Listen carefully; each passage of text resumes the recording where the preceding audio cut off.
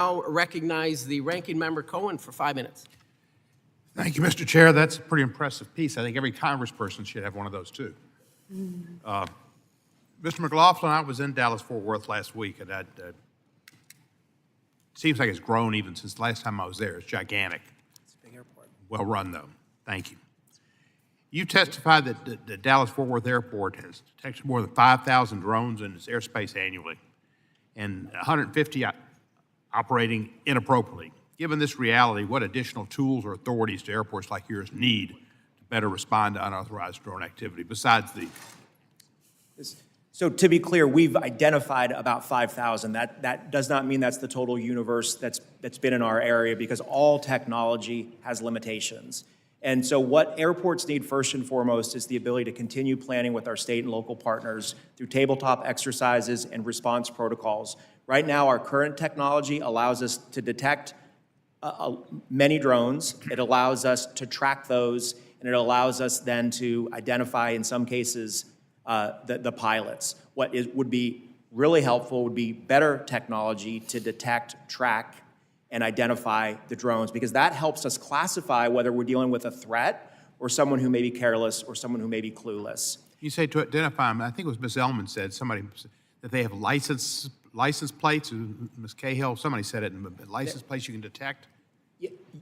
Yes. Yeah. Do you want to? Sure. So there's a remote ID rule that went into effect last year, and virtually all drones flying in the national airspace are now required to be broadcasting essentially a digital drone license plate that identifies them in the airspace. So if they're doing that, what do you need, Mr. McLaughlin?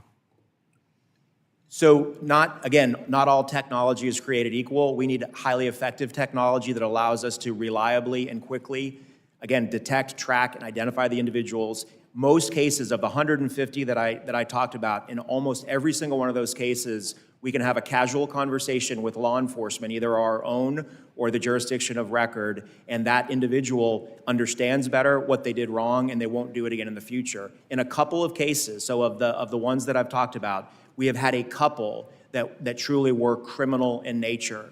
And in those cases, and to the point that Chairman Nels brought up, we would like to have mitigation capability.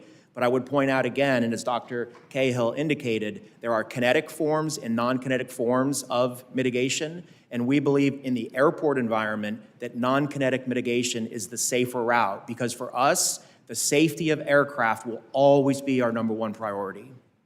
You said in your statement, and I might not have interpreted it correctly, and it's entirely, that despite our individual decision, and as a final point, we strongly believe that the acquisition and deployment of any UAS detection and mitigation system should remain optional for airports, recognizing variations in size. And I understand the difference in sizes.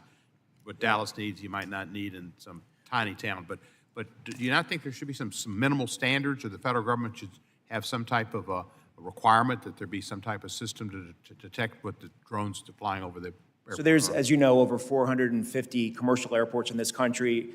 In your all's jurisdictions, there's numbers from very, very small to medium sized to very, very large. And having been in the airport world for a long time, I believe that all airports have very, very different capabilities, and we've got to recognize that.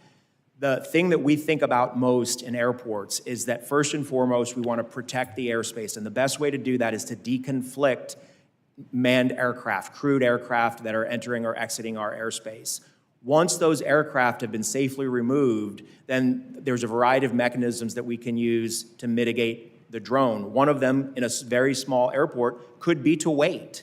In a very large airport that has an impact on the overall NAS, we can't afford to wait, and we've got to take action more quickly. Thank you, sir. Ms. Ellman, you talked about the New Jersey drone crisis, misinformation. We talked about it in the drone activity stats. Quickly it spread. You mentioned the need for public education campaign to distinguish between legal drone and actual security threats. What type of campaign do you think it should include, and who should lead it? Yeah, it's a great question. Thank you so much. So this digital drone license plate requirement, the remote ID rule, which I referenced, the intent of it is very laudatory. It's transparency in the airspace. We should know what's flying in the airspace. The commercial drone industry strongly supports the intent of the rule. However, compliance with the rule could be stronger. There needs to be, but also, what we saw, you were referencing the, 5,000 complaints to the federal government about drones flying in New Jersey.